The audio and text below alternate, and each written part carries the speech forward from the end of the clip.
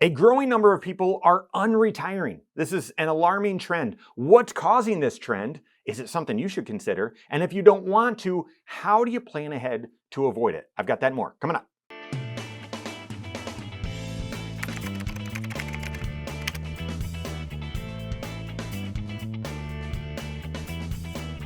I think unretiring is only popular in sports. I do. And even there, it's probably not super popular. I don't know who was super excited when Michael Jordan came back at number 45.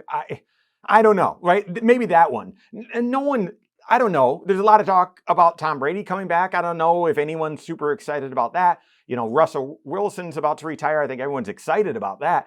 Unretiring, I feel like is maybe only cool in sports. Odell Beckham Jr., right? I mean, what condition are they going to be in? But certainly outside of sports, no one really plans to unretire. Well, here's the problem. There's a growing trend right now. Recent data is showing that more people, a lot of people, are unretiring. Take a look at this article. We're going to link it below in the description. You can read it for yourself.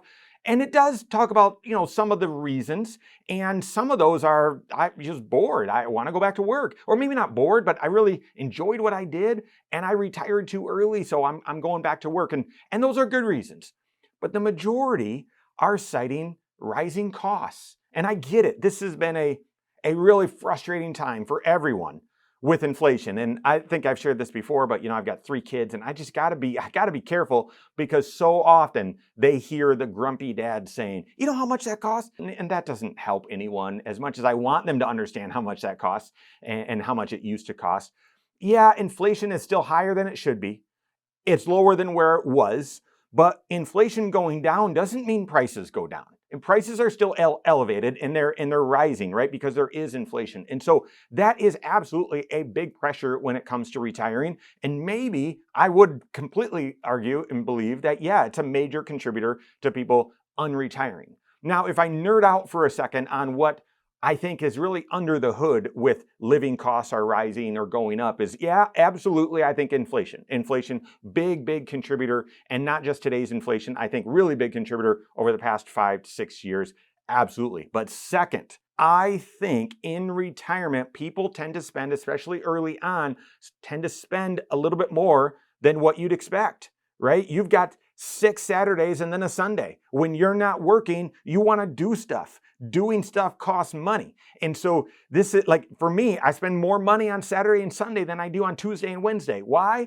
Because on Tuesday and Wednesday, I'm at work and then baseball practice for the kids. And Saturday and Sunday, I'm at a baseball tournament spending money, right? And so when you're retired and you have more freedom of your time, you're likely going to spend more money. I think that catches people by surprise. I think some of the other stuff in retirement, I need to come up with a better term for that. Come on, I'm on YouTube for goodness sakes. I need to come up with, but the other stuff, healthcare, that's expensive. Home repairs, that's expensive. These are costs that are growing faster than normal inflation, and they are part of the retirement experience. So moving or home renovations or home repairs or home remodeling, updated new vehicles, those sorts of things. So those bigger other expenses, healthcare for sure. Medicare had a 10% increase this year. And so those are growing at a faster clip. And then finally, I would just argue it's very possible when you retire, you might not have a full understanding of how much you're going to spend anyway. This is different than that second argument that I made in that, well, retirement, you might spend more money in retirement, but if you also don't have a great handle on what you expect to spend, you might have been aiming at the wrong target, thinking you could retire and you'd spend this, but really reality, you spend more than that anyway. So I think all that fits under the category of, rising living expenses. Now, if you want to plan ahead appropriately so you won't be in a position where you feel you need to unretire. To me, again, unless you're an athlete, I would only want to retire once. And you might want to go back to work, and I get all that, but if you don't, the 5-factor retirement plan, and even if you decide to go back to work for your own choice, I want it to be for your own choice. How do you do that? Build out that 5-factor retirement plan.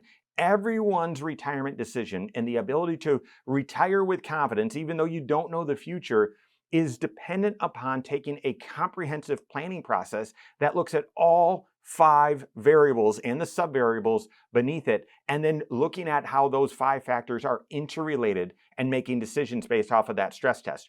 What age do you want to retire? Okay, what age are you going to be done? But really, age you want to be done isn't all of it. It's not the whole story. It's then, well, what's your life expectancy, but not the typical life expectancy, what's yours, or should we assume that you outlive, the average life expectancy, that sort of thing. Also, if everything is going fantastic and better than planned, would you retire a little earlier? What's that age?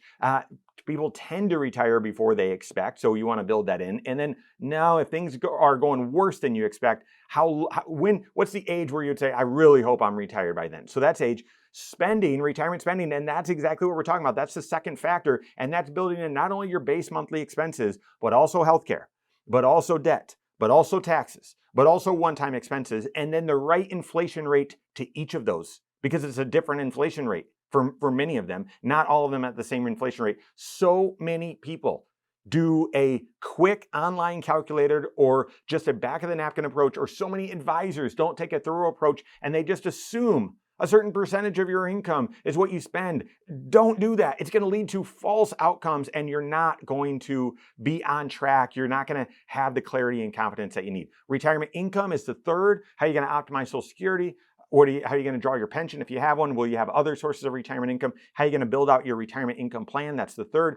Off of what? So the what, number 4, is your investments that you have saved up. And then how much are you saving throughout the rest of your career before you retire? And then finally, how much investment risk are you comfortable taking? You want no risk? Okay, you're going to need to save up a lot more or spend less or work longer. No, I'm comfortable taking a decent amount of risk, but I expect it to stair step down in retirement, that sort of thing. Those are the 5 factors. You need to build that out because as we see inflationary times, you're going to want to continue to tune back into that plan. That second factor, how much do we expect to spend? Oh yeah, that's still what we're spending right now. Another year goes by, more inflation.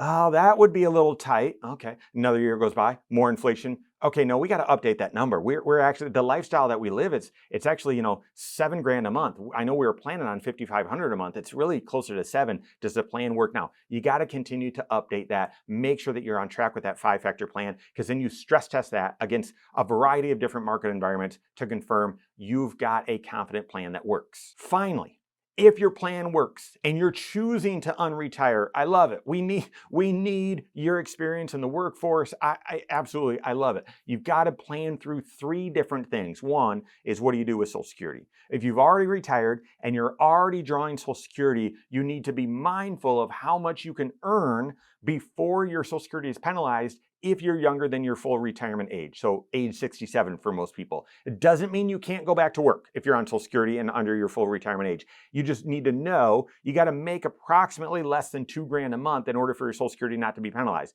If you make more than that, again, not the end of the world. You can do that. Your Social Security is going to be penalized. That penalty is going to be tacked on and added back to your benefit at your full retirement age, but not the full amount, and it's going to be spread out over time. So you need to know about that. Second is healthcare. If you're not yet on Medicare when you retire and then you decide to go back to work, you might be on a healthcare.gov plan and your premium might be based on your income. If you go back to work, now your income is going to be higher and that may create a tax surprise with your health insurance. Be aware of that. And then finally, that leads to number 3. When you go back to work, that's going to open up new tax planning opportunities. You're working, so maybe you can fund a retirement account. Maybe you should start funding your 401k and get a company match, blah, blah, blah. Maybe you should fund a Roth, fund a spousal Roth, that sort of thing. But also be aware of any potential trade-offs. What are the taxes going to be on your Social Security? Again, will you have to repay those premium tax credits on your health insurance? You want to be proactive and aware of all of those things so that the going back to work decision is truly a financial benefit and a life benefit, and not something that creates a lot of surprises or shocks or challenges in your finances. Work with your certified financial planner on that, both to build the right plan that is flexible and that you have confidence you're going to be able to retire and you're not going to need to unretire. And then if you do, plan through that with your CFP as well. Be opportunistic and avoid financial surprises. Work with your CFP on that. If you don't have a CFP on your team, contact one on my team. Find us online, Korhorn.com. That's Korhorn with K, wisemoneyshow.com. You can find us there as well, or give us a call, 574-247-5898. All right, there you have it. Go out and take your next wise step in your financial life.